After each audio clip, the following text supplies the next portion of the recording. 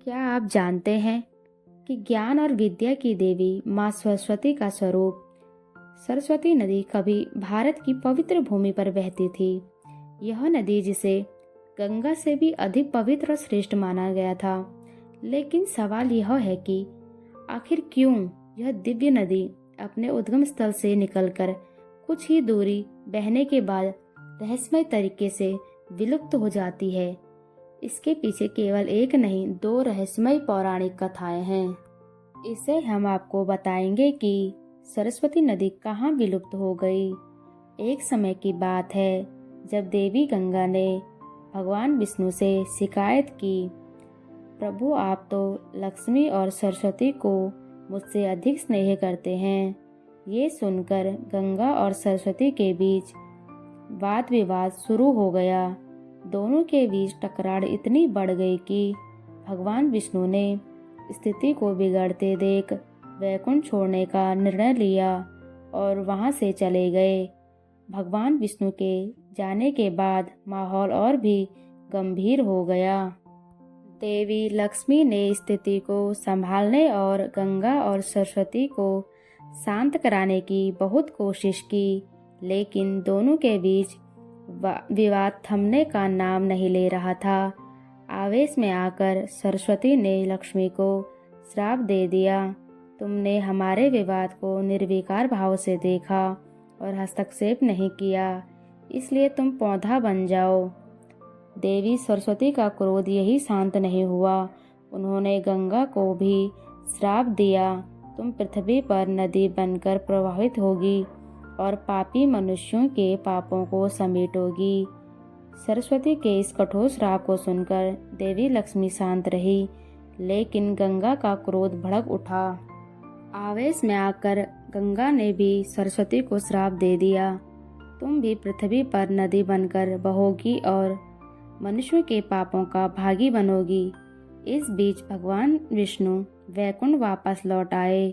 जब उन्होंने तीनों देवियों द्वारा एक दूसरे को दिए गए श्राप के बारे में जाना तो भगवान विष्णु बहुत दुखी हुए। उन्होंने देवियों को समझाकर उनका क्रोध शांत किया। उनकी बातों को सुनकर गंगा सरस्वती लक्ष्मी को अपनी भूल का एहसास हुआ और वे पश्चाताप करने लगी। इसके बाद देवियों ने भगवान विष्णु से श्राप से मुक्ति का उपाय पूछा। तब भगवान विष्णु ने कहा, श्राप का फल तो आपको भोगना ही पड़ेगा, क्योंकि दिए गए वचन को बदला नहीं जा सकता। समय का चक्र घूमा और जब संपूर्ण सृष्टि को ज्ञान का प्रकाश की आवश्यकता थी, तब देवी सरस्वती ने अपने एक स्वरूप को ग्लेशियर से अवतरित किया, जिसे एक पवित्र नदी का उद्गम हुआ। पौराणिक काल में सरस्वती नदी की सुंदरता इतनी अद्भुत और मनमोहक थी कि देवी देवताओं, असुर और गंधर्व सभी इसकी ओर आकर्षण हो जाते थे।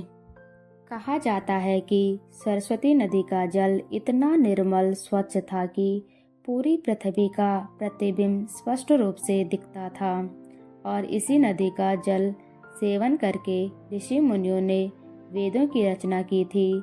लेकिन इतने दिव्यता के महत्व के बावजूद सरस्वती नदी के अचानक विलुप्त हो जाने को लेकर पौराणिक काल से दो रहस्यमय कथाएं प्रचलित हैं। जब पांचों पांडव अपने जीवन के अंतिम दिनों में स्वर्गारोहिणी पर्वत की ओर जा रहे थे, तो उन्होंने सरस्वती नदी को पार किया, लेकिन द्रौपदी नदी पार नहीं कर पाई। तब पांडवों ने माँ सरस्वती से रास्ता देने की प्रार्थना की, लेकिन सरस्वती माता ने मना कर दिया।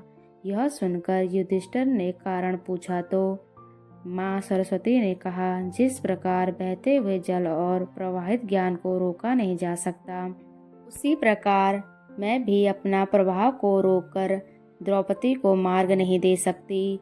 भीम को सरस्वती माता के ये वचन पसंद नहीं आए। गुस्से में आकर भीम अपनी गदा पूरी शक्ति से सरस्वती नदी पर प्रवाह करते हैं और वहां एक विशाल चट्टान रख देते हैं ताकि द्रौपदी उस पर चलकर नदी पार कर सके। लेकिन कहा जाता है कि भीम का यह प्रहार इतना प्रचंड था कि उस स्थान से सरस्वती नदी धरती में समा गई। यह बात सच प्रतीत होती है क्योंकि भीम द्वारा रखा गया विशाल चट्टान आज भी ठीक सरस्वती नदी के ऊपर स्थित है और इसी स्थान से नदी का पड़ाव अचानक गायब हो जाता है। इसकी दूसरी पौराणिक कथा है। महर्षि वेदव्यास भगवान गणेश से महाभारत लिखा रहे थे, लेकिन उसी समय सरस्वती नदी इतनी प्रचंड विवेक और तेज आवाज में बह रही थी कि भगवान गणेश वेदव्यास के शब्दों को ठीक से सुन नहीं पा रहे थे। इसी कारण महाभारत लिखने में बाधा आ रही थी। तब भगवान गणेश ने सरस्वती नदी से विनम्रता पूर्वक अनुरोध किया, आपकी तेज आवाज के कारण मुझे महाभारत लिखने में विघ्न हो रहा है। क्या आप कुछ देर के लिए रुक सकती हैं ताकि मैं बिना बाधा के लेखन कार्य पूरा कर सकूं? लेकिन सरस्वती नदी ने वही उत्तर दिया जो पहले पांडवों को दिया था। यह सुनकर भगवान गणेश महर्षि वाल्मीकि को क्रोध आ गया और उन्होंने सरस्वती नदी को श्राप दिया कि वे हमेशा के लिए विलुप्त हो जाएंगी। इन्हीं दो पौराणिक कथाओं के आधार पर सरस्वती नदी के विलुप्त होने का रहस्य छुपा हुआ है। अगर आपको मेरी कहानी अच्छी लगी तो मेरे चैनल को लाइक एंड सब्सक्राइब करें।